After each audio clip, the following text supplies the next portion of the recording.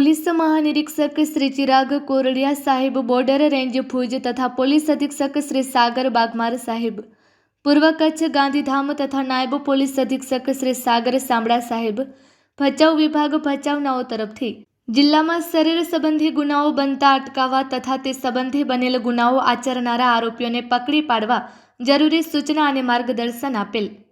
ગઈકાલ તારીખ 6 જાન્યુઆરી 2026ના રોજ રાપર પોલીસ સ્ટેશન ખાતે જાહેર થયેલ ગંભીર ગુના કામે રાપર નવાપરા વિસ્તારમાં એક સગીર વયની દિવ્યાંગ બાળાને એક ઇસમ લલચાવી ફોસલાવી અપહરણ કરી નવાપરા વિસ્તારમાં આવેલ પેટ્રોલ પંપની પાછળ આવેલ બાવળોની ઝાડીમાં લઈ જઈ તેની મરજી વિરુદ્ધ દુષ્કર્મ કરી બાળાને શારીરિક ઇજાઓ પહોંચાડી ઝાડીમાં લઈ જઈ તેની મરજી વિરુદ્ધ દુષ્કર્મ કરી બાળાને શારીરિક ઇજાઓ પહોંચાડી આરોપી નાસી ગયેલ.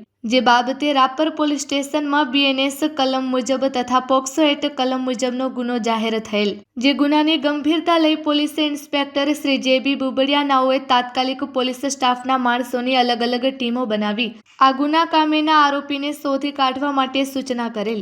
જે અન્વયે પોલીસ સ્ટાફના માણસો આરોપીની શોધખોળમાં હતા. તે દરમિયાન હ્યુમન સોર્સિસ તથા ટેકનિકલ એનાલિસિસ આધારે આ કામના આરોપીને જરૂરી વર્કઆઉટ કરી પકડી પાડી ગુનાની કબૂલાત આપતા ધોરણસર કાર્યવાહી કરવા તજવીજ કરવામાં આવેલ છે.